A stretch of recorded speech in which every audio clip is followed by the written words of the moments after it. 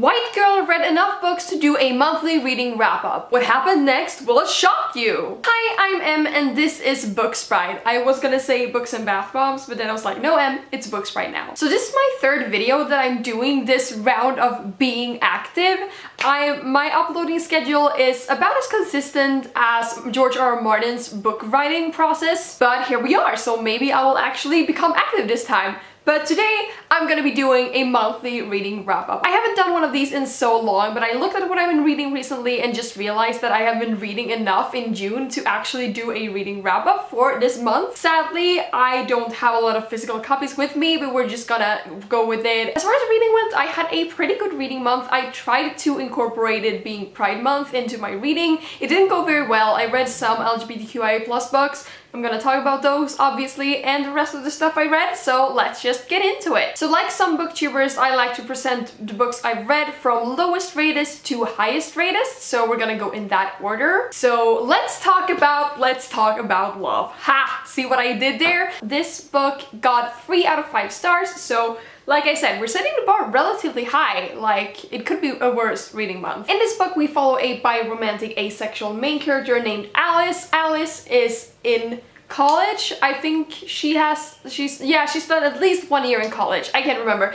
Anyway, she's in college and it's a summery novel, so she has her summer planned out. She has this perfect job that she's gonna do and she has plans with her friends, but all of that kind of starts to shatter when her girlfriend breaks up with her. And the girlfriend actually breaks up with her because she is asexual, so not a good start to her summer, exactly. Once Alice starts at her new job, she meets this boy who is super duper cute and they click right away. And she really likes him, but she is scared to take the chance on love again after being hurt so much, especially since she hasn't really come out as asexual to anyone but her 2 best friends. So in this book we follow Alice as she explores what it means to be asexual and like in terms of relationships and crushes and stuff like that. And it's a great coming of age novel. I only gave it 3 stars because it was pretty short, so I feel like I didn't connect with any of the characters that much, and I also feel like not much really happened in this novel. The story was definitely there, but when I look back on it, I'm kind of like, what actually happened in that book? And I can't really remember anything because it feels like she just went on and on about her daily life, and there's nothing wrong with that. It just didn't feel super exciting, and therefore I didn't connect to the book as much as I would have wanted. What I will say though is that this is the best thing I've ever read when it comes to asexual representation. I think this is Own Voices as well. I'm asexual as well, by the way. Might have been a good thing to mention.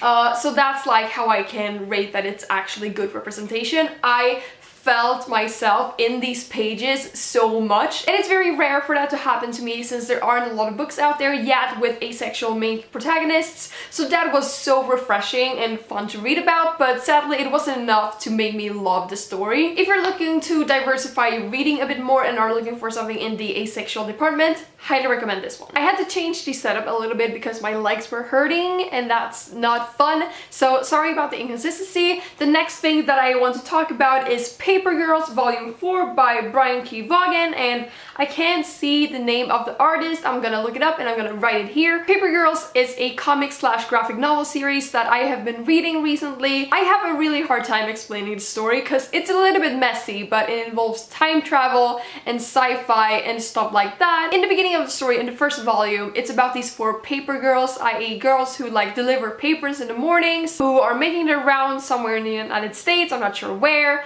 when they get attacked by aliens. And not just any aliens, time-traveling aliens from the future. And like, things happen, they time travel both into the past but also into the future.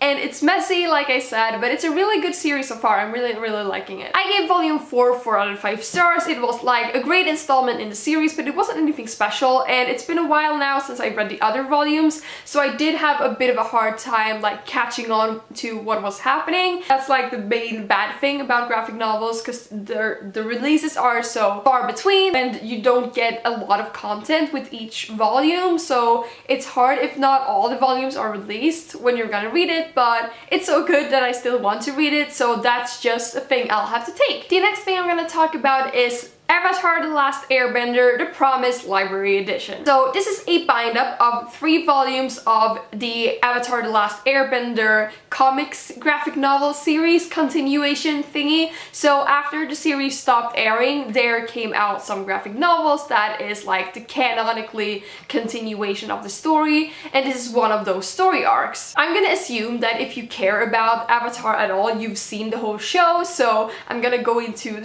kind of spoilers since it does take place after the series ended. Basically, The Promise is the first story to take place, so it is set like right after the series ends, or actually 1 year after the war has ended between the Fire Nation and everybody else. Fire Nation, with Zuko in the lead, is working to evacuate some Fire Nation colonies in the Earth Kingdom so the Earth Kingdom can have their cities back. But the people who live in these colonies, they feel like this is their homes. Like, they don't want to move back to the Fire Nation because they've never lived there. But the people in the Earth Kingdom, they want the cities back. So a big clash out starts between Zuko and the king of the Earth Kingdom, and Aang is kind of caught in the middle because on one hand he wants to give the Earth Kingdom back their places, but on the other hand, like he wants to trust Zuko that Zuko's people want to live where they always have lived, and yada yada. So that is kind of the main storyline. I really enjoyed this concept. Mostly it goes into a really dark place, I feel like, especially for Zuko. Spoilers, but he goes to the prison, like talks to his father for advice, and he starts to realize that becoming the king of the Fire Nation is actually a really big task, and he's not sure if he's actually up to the job. So I really enjoyed that, and also the issue with like immigration and stuff like that is really relevant to today's society, so that was really cool to read about. But I feel like the thing with graphic novels though is that they are very compact, so they can't really impact you emotionally that way, at least not the ones that I've read. So I ended up giving it 4 out of 5 stars because it was really good, but it wasn't like the most super amazing thing I've ever read.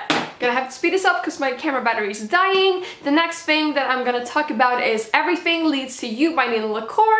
This is one of those books that have been on my TBR for ages and ages, but I decided towards the end of the month to finally read it because it was Pride Month, so like perfect time to read this, and it was short. In this book we follow our main character Emmy. This is a summery contemporary novel, by the way, and Emmy and her best friend, it's the summer before they're gonna start college. They find a letter from a famous Hollywood actor who have just died that is addressed to his daughter that nobody knew who he had, so they decide to track down his daughter to try to deliver this letter, and it's about this mystery of finding this person and stuff like that. It's also like about coming to terms with your heritage, it's about breakups, it's about getting ready to leave for college, all those things packed together in a nice cutesy contemporary. I gave this one 4 out of 5 stars. I really did like it. There were an element that they work on a movie set, which was super duper fun to see that incorporated because I've never read of anything like that, and I really liked how the book flowed. It was super duper addictive. I really enjoyed reading it for that sense, but I feel like since it was just short, I didn't get to know the characters very well, and I didn't get very emotionally invested, and therefore it doesn't get the full 5. Like, I kind of wish it would have been longer. Like, it was perfect length, but I kind of wish it would have been longer and we would have expanded more upon the characters, because then I would have cared about them more. This book, by the way, has a female romance as its like main thing, so that's really cool too. I don't read too much of that, and I think this is actually own voice as well, but I'm not sure, so know that before you go into it. Final 2 books I'm gonna group together because I don't have a lot of camera battery left, like I said, and those are the first 2 books in the Percy Jackson and the Olympians series. So we have The Lightning Thief and also Sea of Monsters. I read those this month and I'm so happy that I did. I cannot wait to continue on with this reread. I am enjoying it so much. I've talked about this in my last video, the mid-year book freeout tag. It has been eye-opening to reread this story, and I just love Rick Riordan and his world so much. Both of these were 5-star reads for me. Sea of Monsters was originally a 4-star read, but it just felt like the perfect sequel, so I had to give it 5 stars this time around. Love the characters, love the world. You all know what Percy Jackson is about by now, so I'm not gonna even try to explain that to you. If you haven't read Percy Jackson, I seriously highly recommend you to pick it up because the first series is definitely worth the hype, and they're short and funny, and awesome. So if you haven't read The Lightning Thief yet, I highly recommend that you do. Alright, so that was everything that I read in June. So as for TBR for this month, I'm currently reading The Burning Maze, also by Rick Riordan, the latest Trials of Apollo book. Highly enjoying it, by the way. Hopefully I'm gonna talk about that in about a month. And then I don't really do TBRs, like I don't pick out things just to have a TBR, but I really feel like I have to get to Golden Sun by Pierce Brown. I don't know where my copy is right now, because if I don't pick it up soon, I'm gonna forget everything from Red Rising and it's not gonna be fun. And I'm also really hoping to get to A Gentleman's Guide of Vice and Virtue by Mackenzie Lee this month. I talked about this in my last video as well. If you want to know why I want to get to that one, you can go watch the end of my mid-year book freakout hack, because the reasoning for wanting to read The Gentleman's Guide to Virtue so soon is ridiculous. Yeah, so that is what I'm gonna read, and then I'm gonna pick up whatever I'm in the mood for, like I usually do. I'm also patiently awaiting the official TBR challenge thing for the Booktubeathon, because the Booktubeathon is the first week of August. I am of course planning on joining, because I do every year, so look forward to me talking about that as soon as Ariel releases the challenges. That's gonna be fun. But yeah, that is going to be it for this video. Sorry that I seem stressed, but I am stressed because my camera battery is dying. If you have read any of these books, let me know in the comment what you thought of them. I'd love to know. And as for always, thank you for watching, and I will see you in my next video. Bye!